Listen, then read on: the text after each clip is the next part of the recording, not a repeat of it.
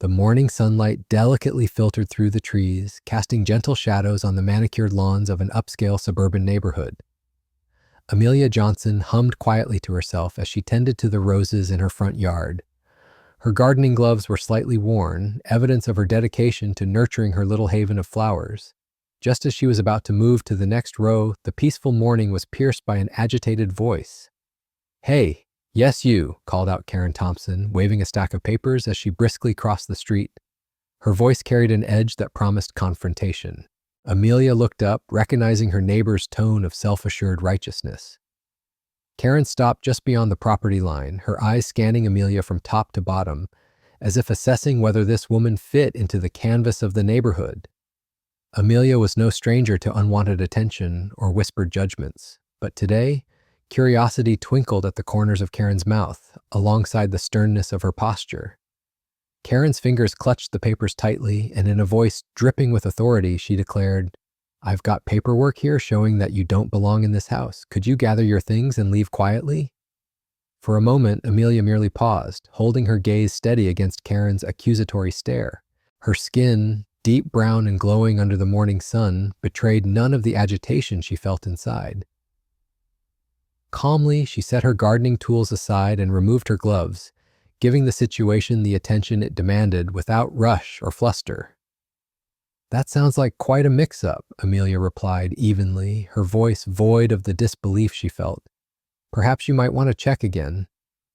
Karen's reluctance to acknowledge Amelia's presence as anything other than objectionable was almost palpable. It was the kind of interaction Amelia had long ago learned to navigate with patience and resolve. Karen eyed the house with a look that suggested its existence here, much like Amelia's, was a personal affront to her carefully curated world. Around them, the neighborhood began to stir. Curtains twitched and doors quietly opened as other residents took notice.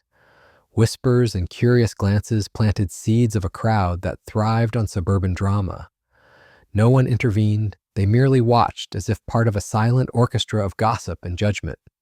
Amelia, aware of the growing audience, maintained her dignity with an effortless grace. "I assure you, everything is in order," she said, offering a hint of a smile that softened the rigid air around them. Yet Karen remained unfazed by Amelia's calm demeanor. "You can't expect people to accept—" She caught herself, as if weighing whether to pursue a particular line of reasoning. She pivoted, returning to the subject of the papers. "The point is, you need to vacate before I have to involve the authorities." Amelia nodded slowly, internalizing not just the words, but the implications, the assumptions nested within them. For Amelia, this was not merely a standoff about property rights or legal documentation. This was about identity, the silent battle many had to fight just for existing in spaces historically closed to them. With an air of quiet assurance, Amelia addressed Karen, but more for the benefit of those observing. "Before any drastic measures, shall we sort this out civilly? Facts often clear up misunderstandings." Karen hesitated, her conviction flickering for a brief moment. The situation began to feel less like a righteous cause and more like an interrogative performance. Amelia's suggestion of civility and fact-checking threatened to puncture the narrative Karen sought to control. The calm that Amelia exuded began to seep into the cracks of Karen's steadfast resolve. There was a power in Amelia's posture, one not tied to any document or external validation. It was the strength of knowing her place, not just in that house or neighborhood, but in any space where her presence might be questioned. But Karen, recovering from her moment's hesitation, called over her shoulder to someone unseen.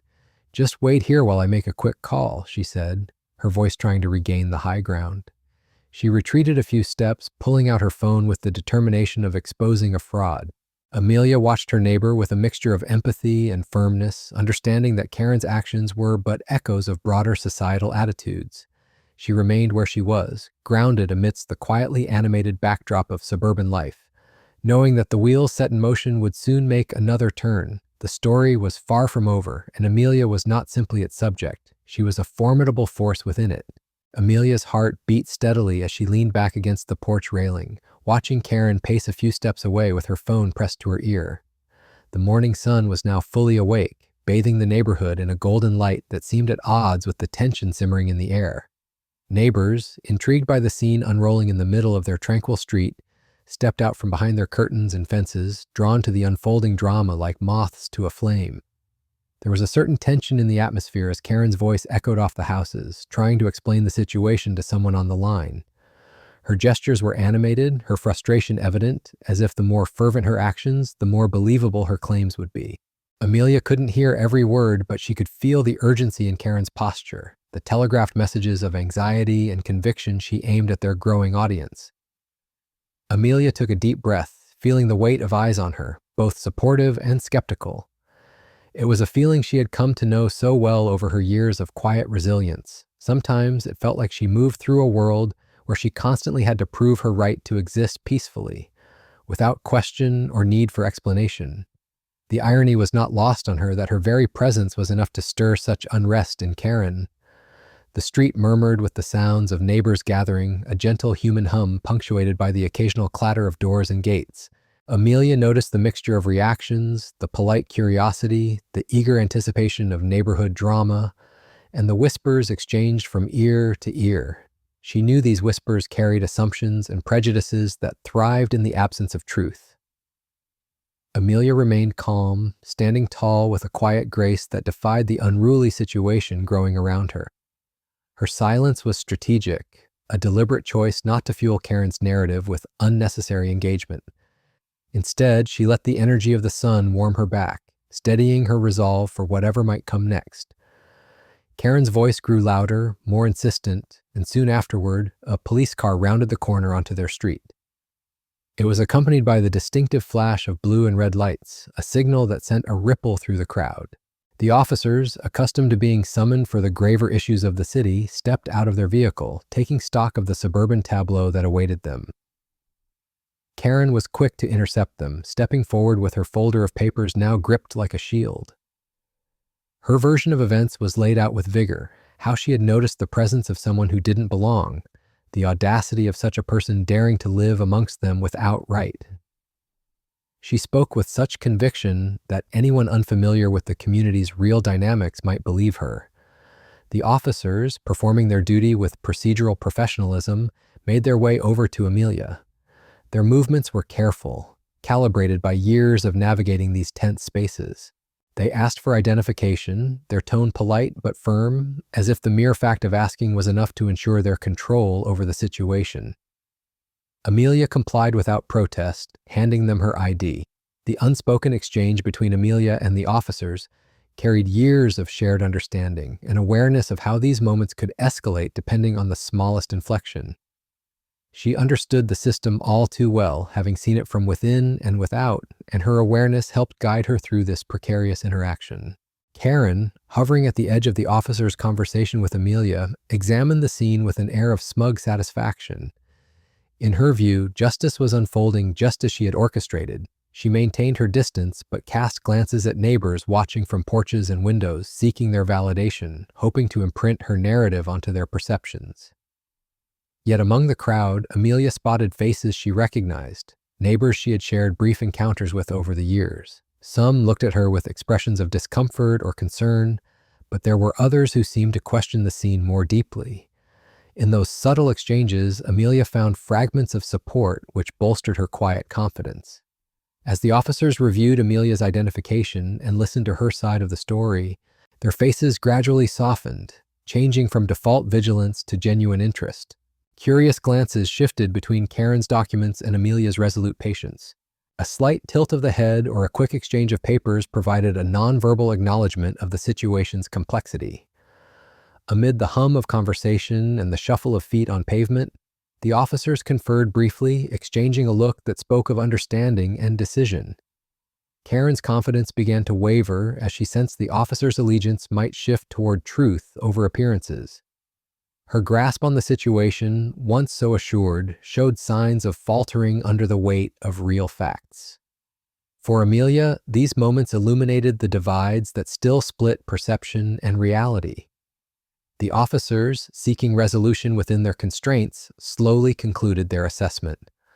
They returned Amelia's ID with a nod that implied apology more than simple acknowledgement. It was a silent admission of error, a nod to the dignity Amelia had upheld in the face of assumption. As the officers made their way back to Karen, one couldn't help but notice the change in their demeanor, professional yet no longer combative. They spoke to Karen in tones designed to diffuse rather than confront, perhaps urging a reconsideration of her grievances. Karen's shoulders slumped, and the fight seemed to drain from her posture. Amelia watched as Karen retreated, her narrative dismantled by the very authority she had summoned. The tides of neighborhood interest began to ebb as the scene turned anticlimactic. The quiet power that Amelia wielded had indeed proven formidable, not through an epic battle of wills, but through consistency, respect, and an unassailable truth. As the crowd dispersed and the sun continued its climb toward noon, Amelia returned to her garden, the blooms awaiting her gentle care.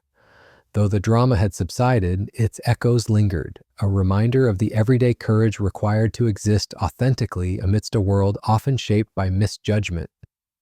Amelia's quiet oasis transformed into the center of a tempest, a maelstrom fueled by curiosity, disbelief, and a gamut of human prejudices.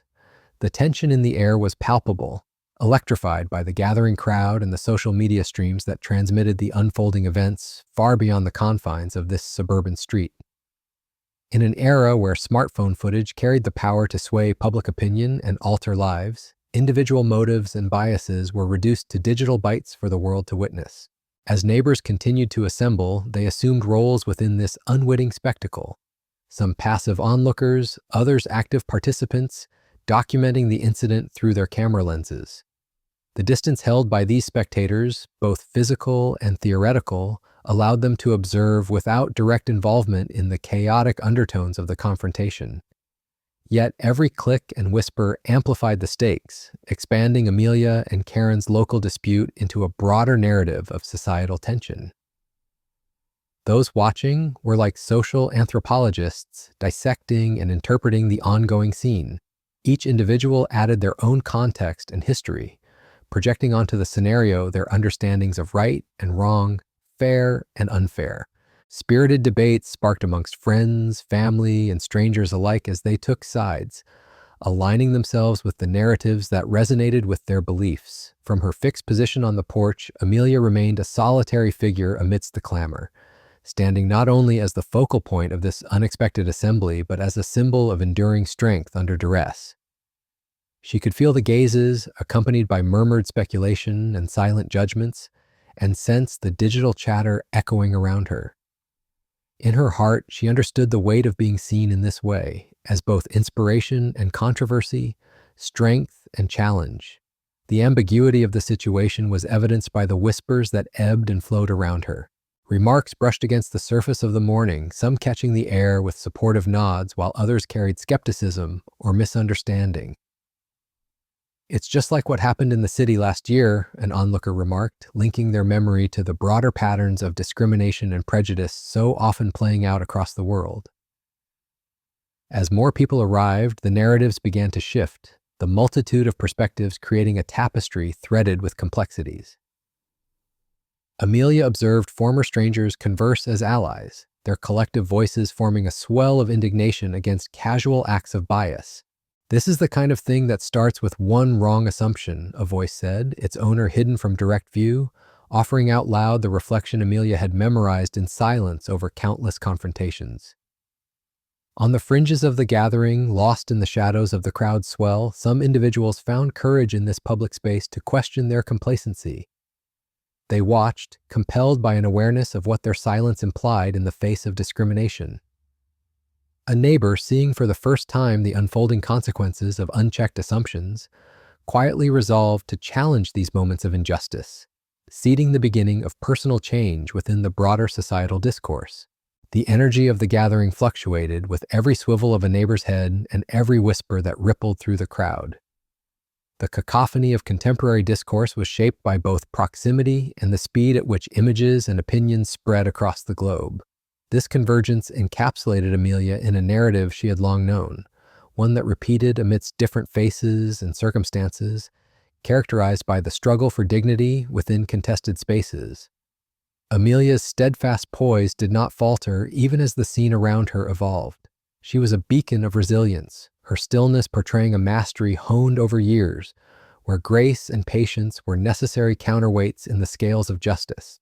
Her presence spoke volumes, echoing with narratives of endurance and capability, carried forward by the quiet power of resolve rather than the loudest voices.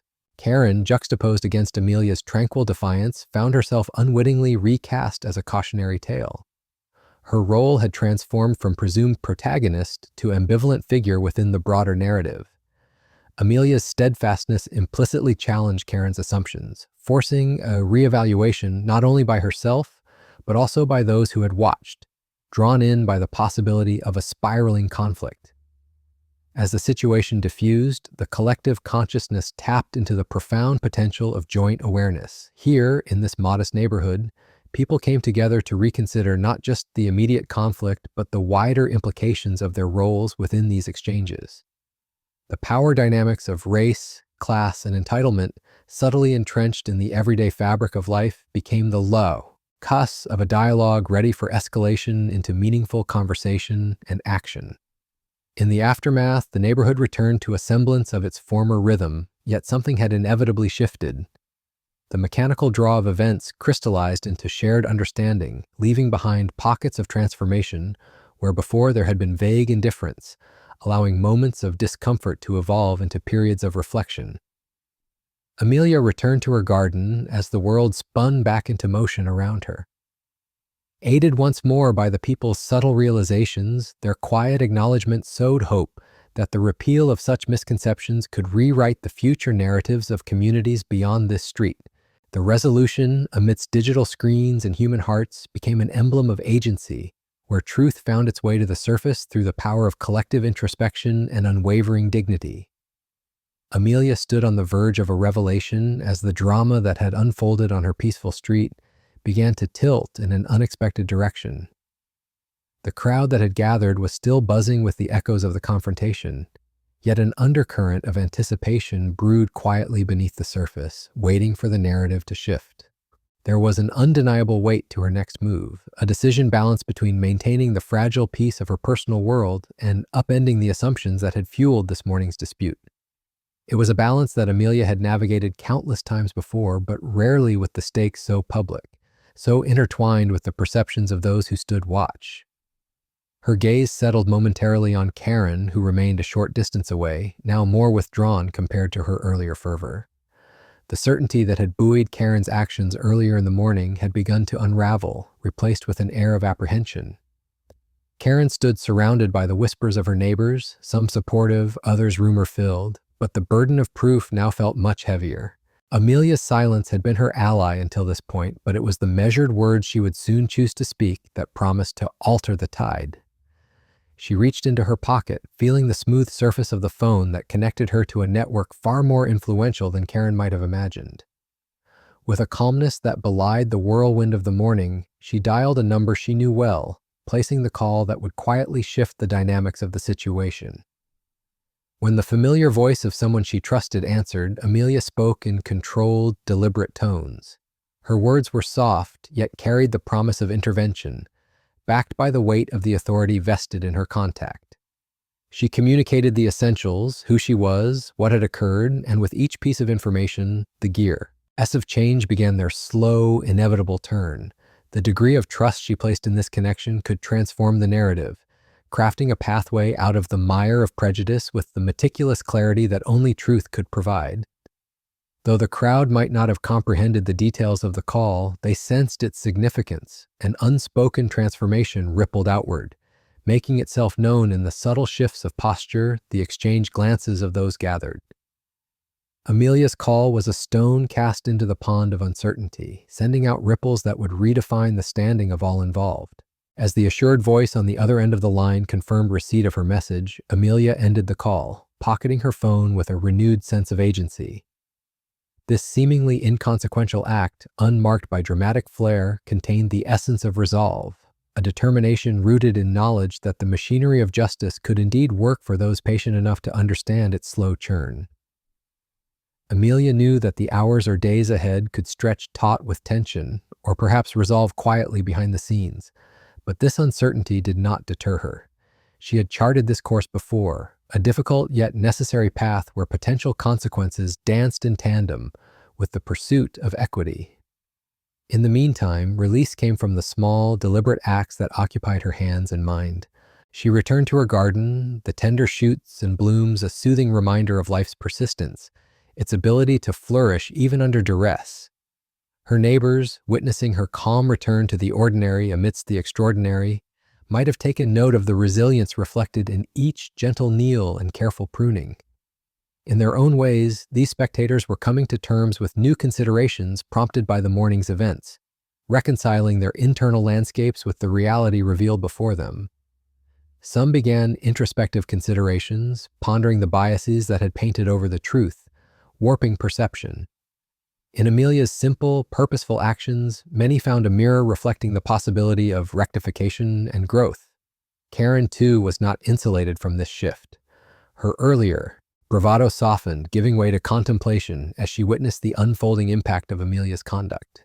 Those around Karen watched expectantly, waiting for cracks in her defenses that might allow understanding to seep through. Now, with the next move intangibly suspended above the heads of both Amelia and Karen, the locus of control resettled itself quietly into the hands of time and intention. The stage had been set for a new chapter to rise, paved by Amelia's subtle yet decisive exertion of influence, a possibility often overlooked yet undeniably potent. The unknown dynamics that would shape the resolution remained veiled, yet carried the burgeoning potential for change. It was a narrative unspooling in real time, encapsulating the struggle and grace that characterized any sincere pursuit of justice. Unyielding patience, powerful advocacy, and the silent transmission of dignity underscored the essence of what was to come. Amelia, amidst the gentle sway of leaves and the cautious optimism of the crowd, embodied a figurehead of the quiet revolution, a testament to the restrained power lying dormant in every individual, waiting for the right moment to awaken and cascade into meaning, full action. In this moment, as the morning ebbed into afternoon, the sunlight warmed not just her face, but the nascent promise of a transformed tomorrow, waiting to unfurl itself in the lives of everyone touched by this day's events. The sun had climbed higher, casting elongated shadows that danced playfully over the scene as the neighborhood held its collective breath, awaiting the conclusion to the morning's drama. Amelia's phone call had set into motion a chain of events, the magnitude of which had yet to fully reveal itself to those assembled. Yet the air was thick with the sense that something was on the precipice of shifting dramatically. Amelia, now a solitary figure amidst the gossiping throng, carried herself with a composure crafted through years of practice, a blend of quiet dignity and an unwavering belief in her own worth. She understood the symbolism her actions carried. Today was not about this one encounter, but about something much larger, about standing firm against the tides of prejudice that sought to redraw the map of belonging based on color and class. Soon, the first tremors of this shifting narrative began to take visible form. Cars, sleek and official, joined the line of vehicles already lining the suburban street. From them stepped individuals whose presence exuded importance, not with arrogance, but with an air of purpose. They were not uniformed officers, but something more, representatives from arenas where decisions of weight were made, coming to address a situation that transcended personal affront and entered the realm of public reckoning. Amelia watched them approach, her heart steady but expectant. A figure emerged from among them, one she recognized immediately, a colleague and friend from a previous panel discussion on systemic bias in housing and community law, the very subject at the heart of today's encounter. His presence here was both comfort and affirmation, a nod to the interconnectedness of shared experiences and professional solidarity. As he re-ached Amelia, their exchange was profound in its simplicity. No grand gestures nor impassioned speeches passed between them. Instead, a shared understanding filled the space. For those watching, the mere recognition between the two shifted the tone, altering the gravity of the situation. The stories neighbors would recount later would highlight this moment as the fulcrum upon which the morning turned. The crowd adjusted once again, ripples of recognition passing through the observers as their understanding deepened. The gravity of Amelia's role, a respected figure within the legal community, no longer just another neighbor, recast the morning's events. The implications of this connection began to permeate the consciousness of those watching, unwinding assumptions made hastily in the heat of the earlier confrontation. Around Amelia and her colleague, the official delegation began their work, threading through the intricate layers of the morning's events with a practiced efficiency designed to uncover truth amidst chaos.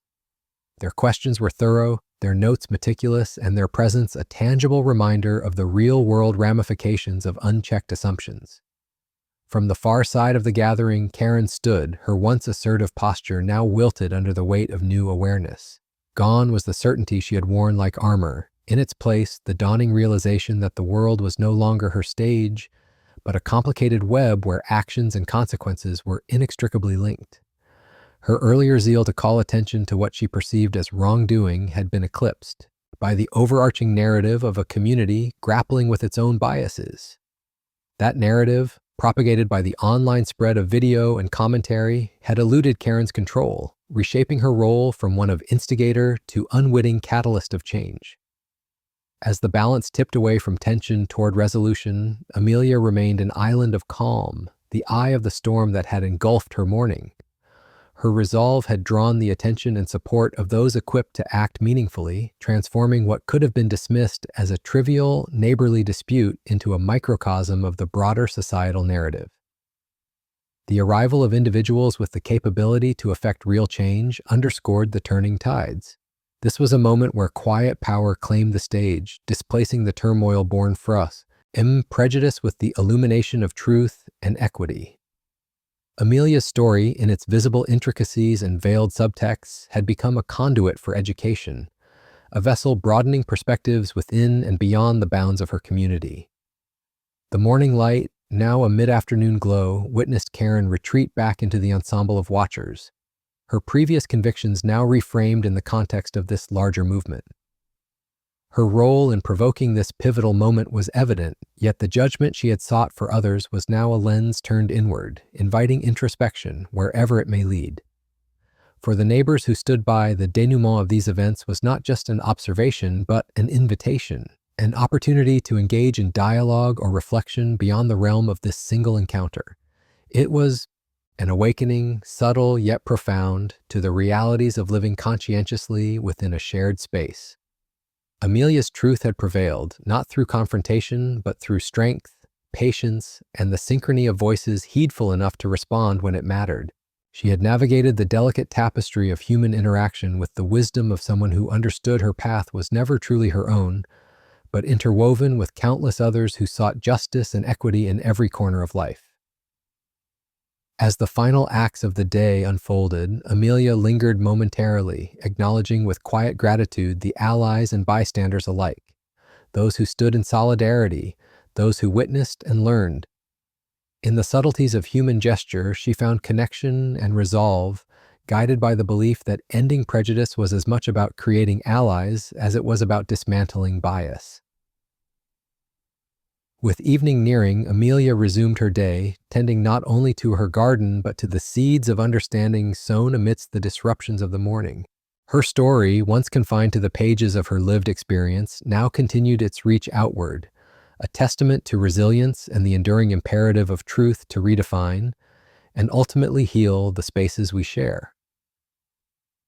The afternoon sun began its slow descent, casting long, golden shadows across the neighborhood that had become a backdrop for much more than a simple suburban dispute.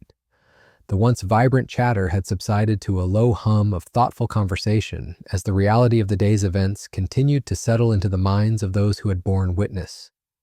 Amelia, having navigated the tumult with grace and dignity, found herself at the center of a process that was much larger than herself, one that promised reverberations well beyond the borders of her tidy garden and quiet street. The formal presence of the investigators had brought a palpable sense of accountability to the situation. Their measured approach to unraveling the morning's events had clarified misunderstandings and exposed truths that lay disguised beneath layers of assumption and prejudice. In the wake of their scrutiny, several of Karen's initial claims had been dismantled, piece by piece, with facts painting an entirely different picture than the one she had attempted to sell. Amelia observed these proceedings with a sense of quiet vindication, knowing that while she stood as a single figure amidst the larger narrative, The consequences set in motion transcended the events of today. There was a sense of relief in watching the mechanisms of justice at work, albeit slowly and with careful deliberation. Her steadfast belief in the importance of procedure and equity had not been misplaced, and as the day wore on, this was made increasingly clear. The neighborhood, initially drawn by the allure of an unfolding drama, now participated in a different sort of engagement. Conversations sparked by the spectacle shifted, taking on a more introspective tone. Groups formed in quiet discussion, pondering not only the immediate drama but the larger implications of what they had witnessed, the biases that lay dormant within their community, suddenly visible in the harsh light of exposure. Neighbors, once content in the familiar, now found themselves questioning the dynamics of their surroundings and acknowledging the need for change. The formalities of resolution came gradually. As investigators finished their interviews and the gathering began to disperse, the air was charged with a sense of looming repercussions, not as punishment, but as a necessary step toward healing and understanding. This was a time for reflection, an opportunity for individuals to confront their preconceptions and the silent, unspoken agreements that had governed the social order of the neighborhood. Karen, having retreated from her earlier prominence to linger at the periphery, was no exception to the introspection now required. The weight of this day would follow her, both a consequence and a catalyst for change, challenging her to reconsider her actions and perhaps find a path toward reconciliation and understanding. As the scene slowly transformed back into the rhythms of a sleepy suburb, the echoes of Amelia's decisions resonated beyond their immediate impact. Her unyielding stance against injustice and her refusal to descend into the mire of confrontation signaled a shift, a reminder that progress required both individual courage and community willingness to change. Behind the scenes, institutional gears began to turn, sparked by the spotlight that had been cast upon the biases and systemic issues brought to the fore. The Judicial Board, recognizing the need for action beyond surface-level adjustments, initiated reviews into their policies, informed by the events that had unfolded. They sought to implement training programs designed to address the unconscious biases woven into the fabric of daily interactions, initiatives that promised to extend far beyond Amelia's street. Amelia's role in these changes was both direct and indirect, her influence felt in boardrooms and community meetings alike. Her story served as a catalyst, a real-world example of how the quiet strength of a single person could ignite a movement much larger than themselves. The institutions involved found themselves compelled to act not merely in response to public pressure, but from a genuine recognition of the need for lasting reform. Policies were drafted, focusing on equity and inclusion, aimed at preventing such incidents from happening again. Workshops and seminars were scheduled, not just as mandatory instruction, but as open dialogues where genuine understanding could flourish. In the days and weeks that followed, the transformation was tactile, if incremental. The neighborhood evolved, painfully at times, but with a steady resolve to foster a community in which all members could feel welcome and safe. Neighborly discourse shifted from pleasantries to meaningful exchanges as residents sought to learn from one another, motivated by the desire to prevent future misunderstandings. Amelia, having sparked this wave of change, found herself at the heart of these developments. Her leadership extended beyond her immediate actions, permeating the dialogues in schools, local councils, and social gatherings. She became a touchstone for those seeking guidance, an emblem of resilience and patience, whose story encouraged others to stand firm against prejudice and advocate for justice. The cumulative effects of the day's events fostered a new spirit of cooperation and community, one that recognized the value of diverse voices and the strength found in unity. The change, driven by necessity and nurtured by hopeful possibility, whispered of a future where justice was not a distant ideal, but a lived reality. Amelia continued tending her garden as she always had, her heart uplifted by the knowledge that her actions had made a difference. She understood that while the road ahead was long and fraught with challenges, each step, each conversation, each moment of understanding was another seed planted for future generations. Her quiet exertion of power reminded those around her that the most profound changes often began with the simplest of actions: the courage to stand up, the wisdom to listen, and the grace to nurture change with compassion.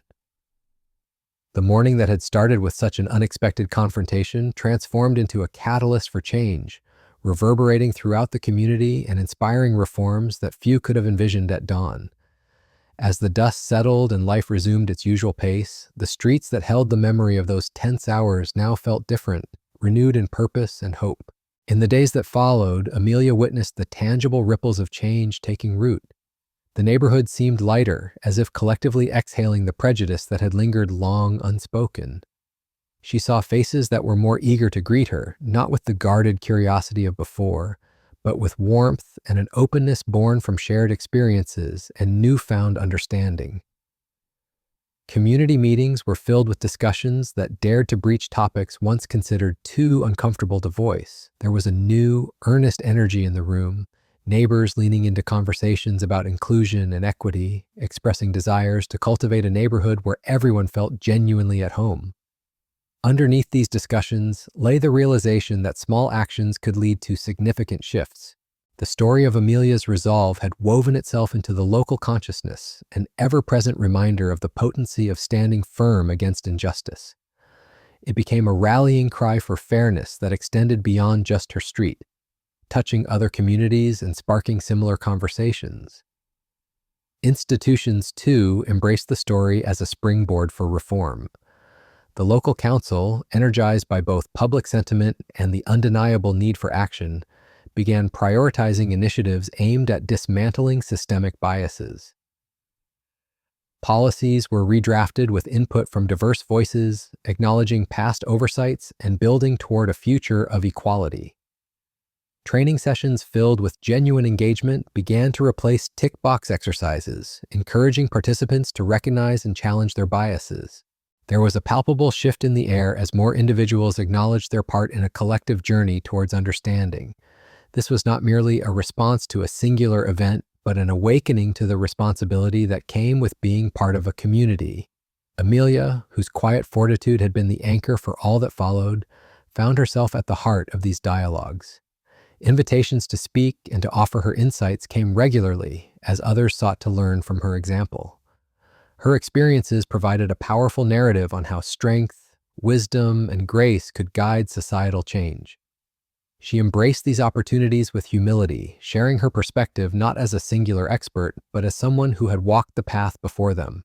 She revealed the difficulties, the emotions, and the victories of her journey, underscoring the importance of patience and understanding in the face of adversity.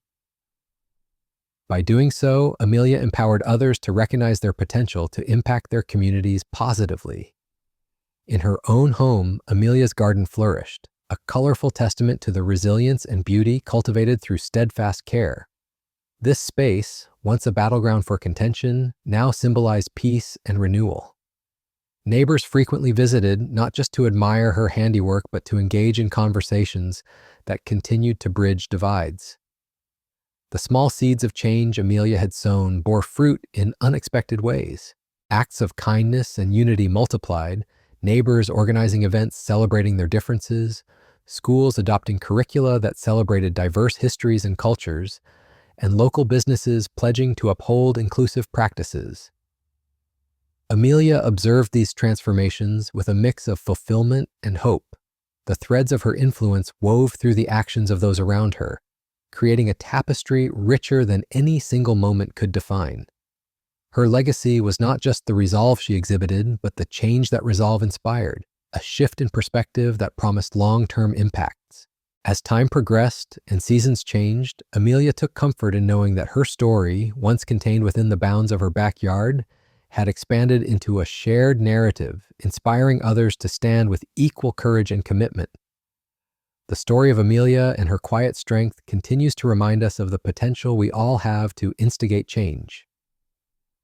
In this shared journey towards fairness and inclusivity, we each hold the power to turn intention into action, to transform our communities through compassion and courage. Thank you for joining this journey and witnessing the power of quiet action in creating lasting change. If Amelia's story has resonated with you and you believe in championing fairness and equality, please hit that subscribe button, share your thoughts, and help spread the message of hope and perseverance. Together, we can all be part of crafting a world that reflects the best of our collective humanity. This email was sent automatically with innate